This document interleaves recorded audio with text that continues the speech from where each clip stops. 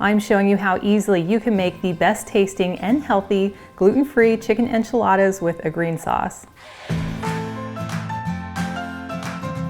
The juicy chicken is quickly pan-seared, boiled, and shredded for optimal flavor. Then we're sneaking in some subtle vegetables, including onions, corn, zucchini, and avocado. The creamy sauce is easily made with the chicken stock, sour cream or cottage cheese, fresh lime juice, and green chilies. This dish is full of flavor, but easy on the spice. This means all your guests can enjoy it regardless of their spice tolerance. But those who want a little more heat can easily add their own, so everyone wins. We're going to begin by prepping our ingredients. First, you'll want to grate 3 cups of Monterey Jack cheese, but you could use any white shreddable cheese that you like. Next, we'll want 1 cup of white beans, and you can use any variety that you like. If you buy store-bought beans in a can, make sure you rinse them really well, or you can cook your own like I did. Next, you'll want 1 cup of corn, and you'll also want to rinse this really well out of the can. And then I finally diced 4 cloves of garlic, which will give these enchiladas incredible flavor. Next, we want to finely dice our zucchini as well as some white onion. And this zucchini happens to be quite large, so I'm only going to use about a little more than a half of it. And then I'm going to slice it into these flat pieces. And then I'll use my Vidalia chop wizard and place the zucchini pieces right over the grate. Push down, and then I instantly have these very finely little diced zucchini. Next, I'm going to want to do the same to half of an onion, and a really great hack for keeping your eyes from watering is to take a paper towel and drench it in water and then place it on your cutting board right next to your onion. And then as you're slicing your onion, the vapors will be attracted to the paper towel and not to your eyes. So I'm going to thinly slice 1/4 of this onion and then open up my little chop wizard, place my onions on top. And now I have some very finely diced onions. And then we can set these aside. Next, we want to prep our boneless, skinless chicken breasts. And we want to pound them first so that they're a little bit thinner, which means they're going to cook through quicker as well as be a little more tender. So I found the easiest way is to place them inside their own little plastic bag, and then take a heavy object, which in my case is my rolling pin, and then I'm just going to pound it until it's an even thickness of about 1/2 inch.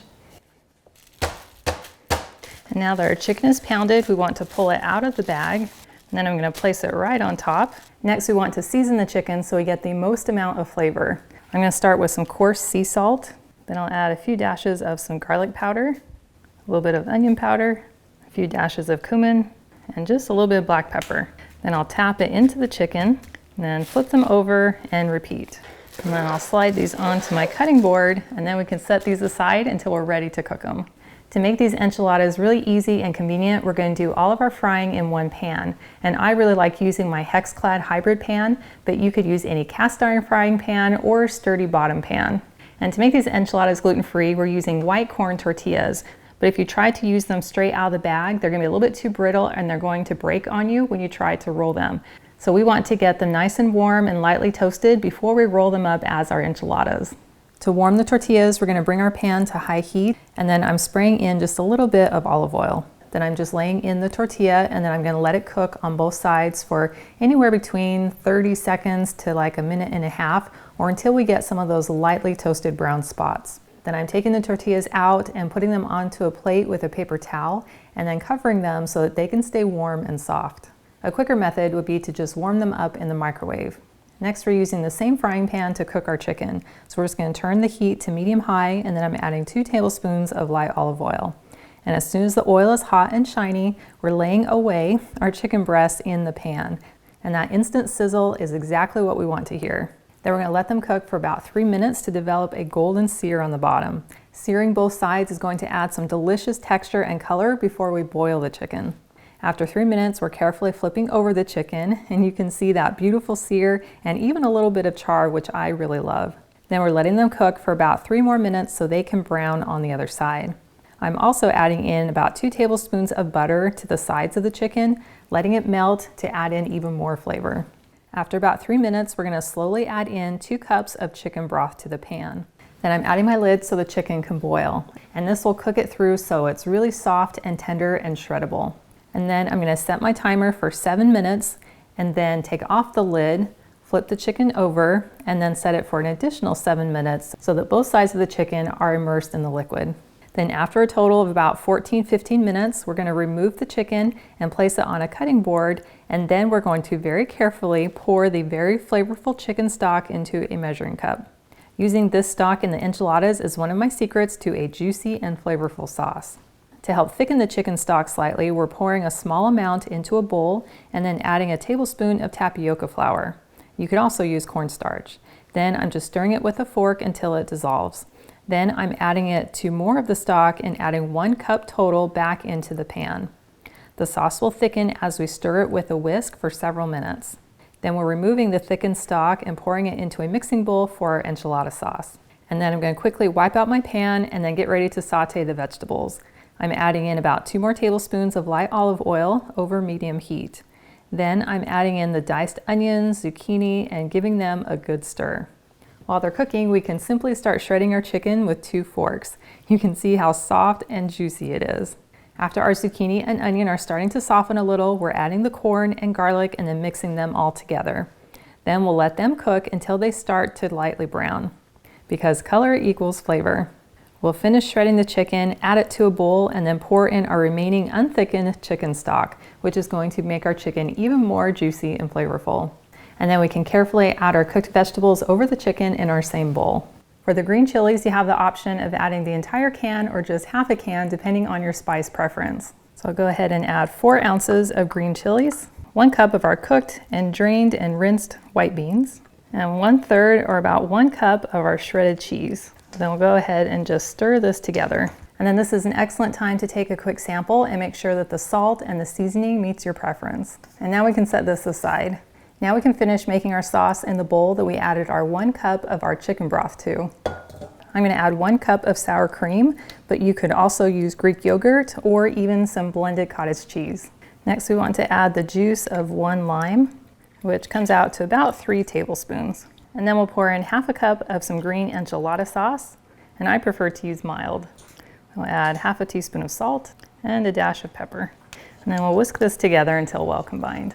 Oh man, that smells so good with the lime juice and the enchilada sauce. And again, you can do a quick sample. Just to make sure it has the right amount of salt and seasoning. Now we can assemble and bake our enchiladas. So we want to start by spraying our casserole dish with some non-stick. And then I'm going to pour in just a little bit of my enchilada sauce on the bottom and spread that around. Now, depending on the size of your casserole dish and your tortillas, you can determine how best to arrange them in your pan. For my pan, I think they'll fit best if I do 2 horizontal rows of 5 enchiladas. So now I'll just take one of my tortillas, fill it up, fold it over, and then place it seam side down in my pan. And then we'll repeat until we have our pan completely full. And I like to fill them to the brim, and it's okay if they spill over a little bit in our dish. And I am so excited I have some leftover filling, because this makes the most delicious dip with some tortilla chips or even on top of a salad. And then now we can pour on the rest of our enchilada sauce. We're just going to simply pour it all over those tortillas. We want to make sure it gets on all sides. And then we can sprinkle on the rest of our cheese. And since I have these 2 rows of enchiladas, I'll focus it more towards the center of both rows. Well, this looks incredible, and it's ready to go into a 350-degree oven for about 25 minutes or until it's nice and bubbly and that cheese is all melted. And then you have the option of broiling it for an extra minute or 2 if you'd like to have that cheese a little bit crispy on top. But be sure to keep your eye on it so it doesn't burn. Well, here's our tray of chicken enchiladas, and they baked in the oven for 25 minutes at 350, and then I let them broil on high for about a minute just to get that little bit of toastiness on the cheese. And it looks so good. I'll be serving this to my family tonight for dinner, so I went ahead and pulled out a piece that I made yesterday. I'm gonna add a couple slices of avocado, as well as some cilantro leaves, and you can never have too much cheese, so I'm gonna grate a little bit more on top. Oh my goodness, I think my stomach just growled. That looks amazing.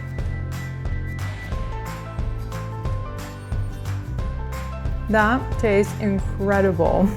That is seriously so delicious. As soon as you bite in, you get the most incredible burst of just fresh and vibrant flavors. And I would have never guessed there was zucchini and white beans, because it all just comes together in the most delicious bite.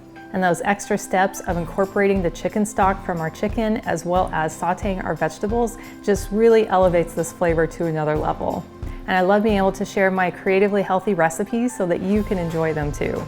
Well, thank you so much for hanging out with me today in my kitchen. And I've included a link to the full recipe in the video description below, which takes you to my website, gentletummy.com. And I also invite you to like and subscribe to my channel. And if you know someone else who you think would love this recipe, please share this video with them. And I cannot wait to have you hang out with me again in my kitchen.